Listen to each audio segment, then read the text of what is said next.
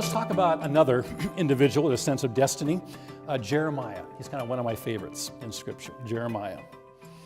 And you find his calling or ordination in Jeremiah 1, 4 through 7, where the Bible actually says that God says to Jeremiah, before you were formed in the womb, this is before I knit you together. Imagine that, by the way. Before I'm doing the knitting and the making and the creating, Before I choose the exact cell from the man and the woman and bring those together, and I know exactly what they're going to do. Even before that, I have appointed you and called you to actually be a prophet to the nations.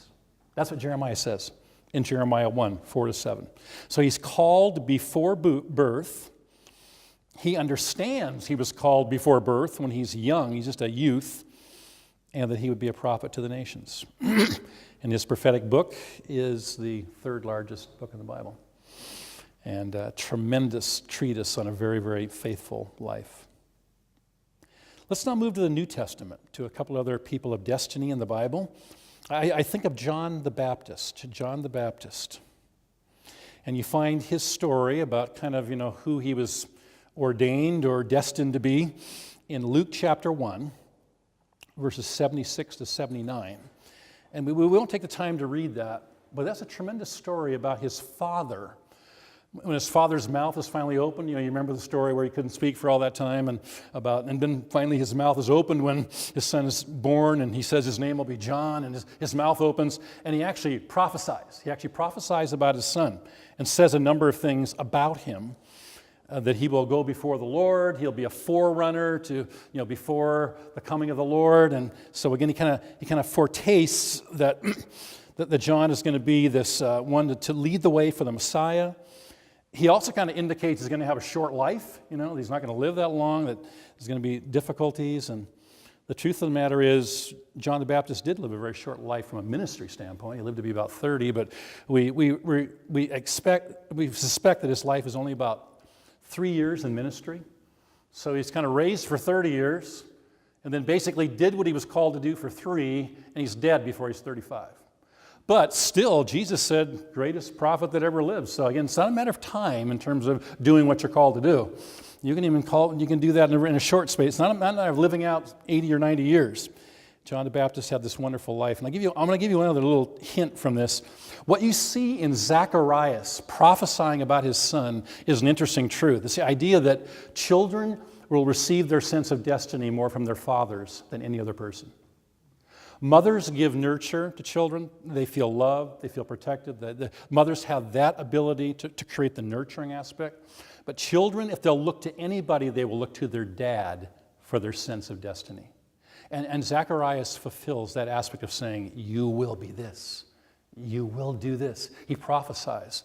So again, fathers, realize that's an incredible role you have in your children's lives, in your grandchildren's lives. There's something about the male figure of saying, you can do it. And this is what I see in your life. And Zacharias gives us a great example of that. Okay, next one, Peter. Let's talk about Peter, one of our favorites in the Bible. Matthew 16:18 is where we hear one reference to Peter's destiny. It's where Jesus says the famous words, I'm going to call you Petras, little rock. And upon that rock, I'm going to build my church. So it's kind of the aspect of because of Peter's faith, Jesus saying, you're going to be a pillar disciple of the church. I'm going to build this early church in Jerusalem around you being a rock there, Peter. Okay, again, so a sense of destiny imparted in Matthew 16, verse 18. And that's confirmed in Galatians 2, verse 7, where it's Paul that tells us that Peter understood he was the apostle to the Jews. He was called to the Jewish people. And that Paul, differently, was called primarily to the Gentiles. So we're now, decades later, and Peter's had his ministry among the Jewish people, and Paul has launched out into his ministry to the Gentiles, and they're looking back and saying, yeah, that was God's calling. God called you to be a rock pillar, in the Jewish church, and he called me to be the world's first missionary in the Roman Empire. And so Paul just confirms that was Peter's calling. And Peter, so he was called to be a pillar disciple, an apostle of the Jews. And Jesus also talked about how he'd die too, right? Remember, he was told very specifically that he would be a martyr, actually. And the last one in this list is the Apostle Paul. The Apostle Paul, of which we've already read a portion of his story as we began here in Acts 26, 16 to 18, that Paul was called to be an apostle to the Gentiles, really the first cross-cultural missionary that would kind of go beyond the immediate Jewish world, that he would travel. Jesus said, you're going to open their eyes. They may turn from darkness to light. You're going to go to different places. And then throughout his life, we hear God guiding him and showing him in another vision, don't go east, go west. So the gospel eventually went into Greece and then up into Europe, and that's a big story all by itself. But Paul understood, I'm called to go. I'm called to be a missionary to the Gentiles. That's my calling. Oh, Peter, well, we're all called to share our faith, but he's called to do it more among the Jewish people. I'm called to do it among the non-Jewish people. Now, when we read this list of Abraham through Paul, a lot of us think to ourselves, well, that's great, Ron, nice list, but those are all the great people of the Bible. And I'm certainly not one of them, I'm not Abraham, I'm not David, I'm not Jeremiah, I'm not Paul, I'm not Peter. So I want to give you some encouragement today too. It's not just the great and the well-known, even in the Bible, that are people of destiny. And I'm going to give you another list now, pretty quickly, but another little list. And I think you actually might be able to relate to them more than to the so-called big ones. The first list I kind of call the A list, they're kind of the A list. The second list is the B list. I don't mean to demean anything, but a lot of times when I share on this subject and people think, well, God's going to direct the whole world, for these great people. So sure, they had a destiny, but I'm me, and I don't fit on that list. Well, you do fit on God's list.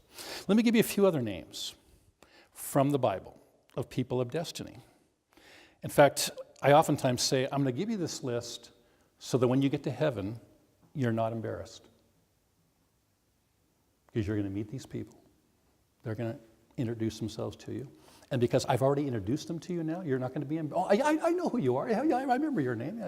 See, otherwise it'll be pretty embarrassing. If their name is in the Bible, you don't know who. Okay, so I'm going to help you here. I'm going to help you here for your first day in eternity, all right? That you know a few people. The first one is this. It's a person named Eliezer. Eliezer. You can spell it any way you want. I have no board here. Eliezer. His story is found in Genesis 24. Eliezer was Abraham's steward, or really technically, he was his business manager. And he's mentioned by name in the Bible. Abraham could not have done what he did without having a really good guy to take care of all of his flocks. And Eliezer is mentioned specifically. He was good at what he did. He managed everything. So he's a steward. He's a business guy. Now, is he less than Abraham? Well, God does use some people, in terms of maybe the providential history of the world in terms of salvation, but we all have a part to play. And if Eliezer hadn't been a good steward, God made him that way, and really good with managing money, flocks, home, all that kind of stuff, Abraham couldn't have done what he did because, again, we all affect everybody. We all have a role to play. Eliezer fulfilled his God-given call, his God-given task. Let's mention two other guys that, again, I want you to shake hands with in heaven. The first one's name is Bezalel. Bezalel. You can spell that any way you want. Bezalel. And the second one is Oholiab. Oholiab. And these guys are mentioned in Exodus 36. You know what they were? They were contractors. They were builders. Now, a lot of us know people, they really build well. They construct things well. They design things well. We're actually in a building here where we know a whole bunch of people that, that was their gift. And they were really good at it. And because they did it, all kinds of blessing came. Well, basically, Bezalel and Oholiab, they were these skilled laborers that helped build the tabernacle. They were the builders of the tabernacle.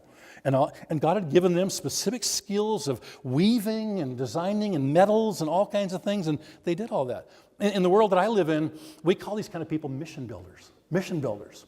They have all these practical gifts, and they may not be able to teach or counsel or do this or that, but God just put inside of them, in their DNA, they're wired to construct things or to artistically design things. Or I was with a person on the weekend who's an architect, who can see it. He can see in his mind's eye. It's a God-given gift, and he can put it down on paper, So that's his calling, what he's appointed to do. Let's mention two others. I think you have heard of these people. One's name is Hannah, an Old Testament woman, Hannah. And another one's name is Mary, who was a New Testament woman. Hannah is mentioned in 1 Samuel 1:11, and Mary is mentioned in Luke 1:28 to 38. You know what their destinies were? They both knew they were called to be godly mothers. And that was their sense of destiny.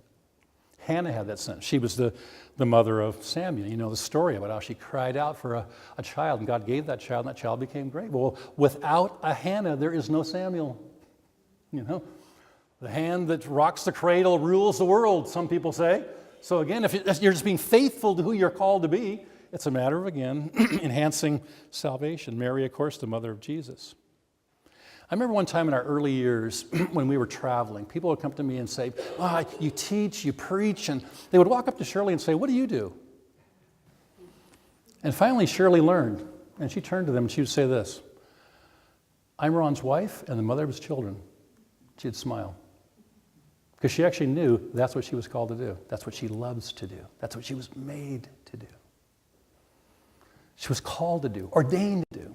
Is that less important than what I did? Of course not. We're all designed and wired differently. You got to understand how God made you and all that that means.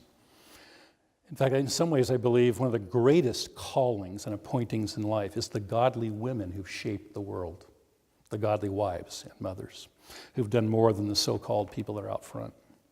How about these three people? You're going to have fun spelling these. It's a guy named Meremoth. You can get the word moth at the end. Meremoth, Meshullam, and Zadok. Meremoth, Meshullam, and Zadok. They're mentioned in Nehemiah 3, verse 4. Meremoth, Meshullam, and Zadok. They were also repairers of the temple. Their specific calling in life is to be there for that moment in time in which they could be renovators, repairers, rebuilders. And they're even mentioned by name. And that was a part of what they were called to do. Another one I want to mention is Ahiezer. Ahiezer. He's mentioned in 1 Chronicles 12:3. 1 Chronicles 12:3. Ahiezer. What was Ahiezer? He was a warrior. Soldier. In today's terminology, he was an Old Testament first responder. And he was really good at it. A warrior, a soldier, mentioned by name in David's army. Part of his calling, his destiny. I just have a few more to mention to you. I want to mention three more. Asaph, you maybe heard of him. Asaph, Heman, not He-Man, Heman, and Jeduthun. Three guys, Asaph, Heman, and Jeduthun. They're mentioned in 1 Chronicles 25:1. They were actually called of God to be musicians. And a lot of us know people with musical gifts, right? They were ordained for that, called to that. We're actually going to go into service where we're going to hear that, see that. Well, these guys were too. They were called to be the worship leaders of their day. But they were hand-chosen as a part of 4,000 musicians that worshiped in the temple 24/7 in David's day. Okay? Anna, the next one. Anna is mentioned in Luke 2:36 to 38. Her husband died young. She had many years as a widow. And the Bible says she was an intercessor. She lived most of her life praying in the temple. Is that less than anybody else? Is that not as good as Peter or Paul or anything? No, that's what she was called to do. She was called, ordained by God to be a real prayer warrior. Her name was Anna. And now three other women. Mary, which is a different Mary. Joanna, and also a woman named Susanna. Mary, Joanna, and Susanna. Sounds like a song. Peter, Paul, and Mary, no. Mary, Joanna, Susanna. They're mentioned in Luke 8, verses 2 and 3. And I think you know who they were. They were Jesus' financial backers. They had some wealth. They had the gift of helps. Jesus and his disciples could not have existed and did what they did without people like these three women who took care of them, who provided their meals. They were not less important than Peter and Paul. They had their role to play. They were born to be financial backers in that time period that took care of Jesus, the disciples, and tended to the needs of their households and many other things. They did what they were called to do. And the final one we're going to mention is a guy named Tertius. I'll even spell his name, Tertius, Tertius. Tertius is one of the greatest people of all of history. But you've never heard of him, right? And you would have been embarrassed if you'd walked up to him in heaven, right? He's one of the greatest people in all of history for one reason.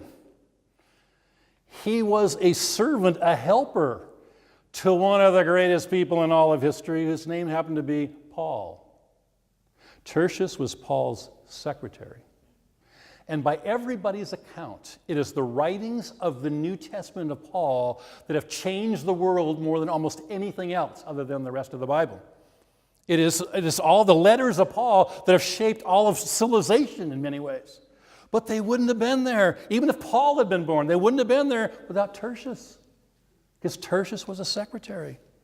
He was a good writer. He was faithful to his calling and his part. It doesn't matter whether you're a so-called biggie or whether you're a so-called little league. It doesn't matter which list you're on. My personal feeling is that, again, stature has nothing to do with God. Measure has nothing to do. God's given a sphere and a calling to every single person. And one of the most exciting aspects of life is that you find that calling and hopefully find it as early as possible. And then give your life doing it with all of your heart so that God can be glorified, people can be saved, and you'll also find peace and satisfaction in doing it.